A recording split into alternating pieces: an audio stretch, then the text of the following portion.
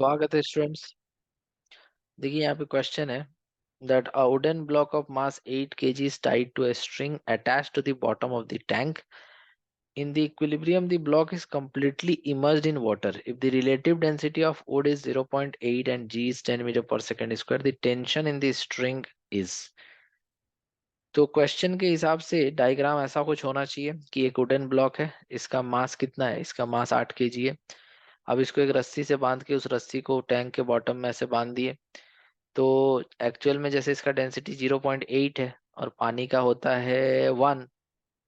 Okay, तो ये भाई डूबेगा तो नहीं। तो डूबेगा नहीं तो कहाँ जाना चाहेगा ये?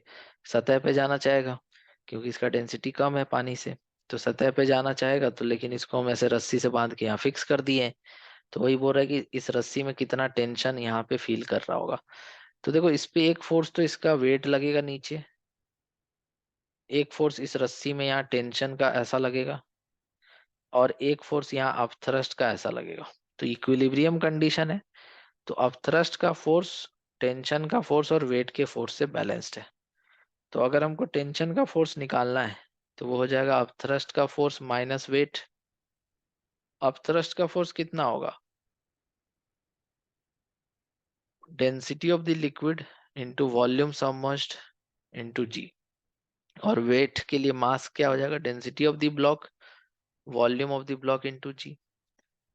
तो यहाँ पर तुमको मास तो दिया है ही, तो इसको लिखने की जरूरत नहीं है, सिंपल मास लिख दो।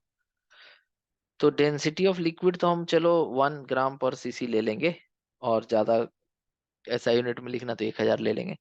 तो 1000 हो गया पानी का डेंसिटी। कितना वॉल्यूम सबमर्ज्ड है? पूरा वॉल्यूम सबमर्ज्ड है। तो वॉल्यूम ऑफ ब्लॉक क्या होगा? Mass of block upon density of block.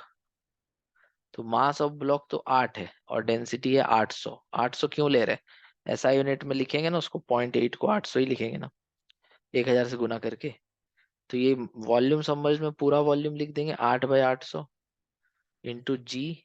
जी का वैल्यू 10 लेने बोला है, माइनस एम 8 है और जी 10 है।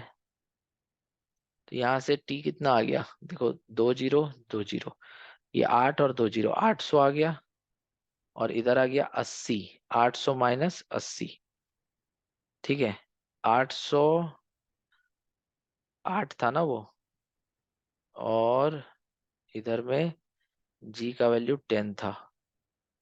तो यहाँ पे कुछ ज्यादा आ रहा है, 1 मिनट चेक कर लेते हैं यहाँ पे कैलकुलेशन में कोई एरर तो नहीं है।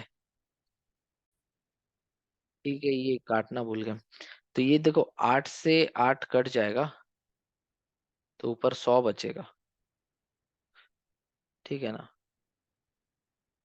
तो 100 माइनस 80 करेंगे तो कितना आ जाएगा? 20। तो 20 न्यूटन जो है यहाँ पर आंसर आना चाहिए, जो टेंशन यहाँ होगा। मतलब इसका जो वेट है वो 80 है, और अपथ्रस्ट यहाँ पे 1000 दिख रहा है।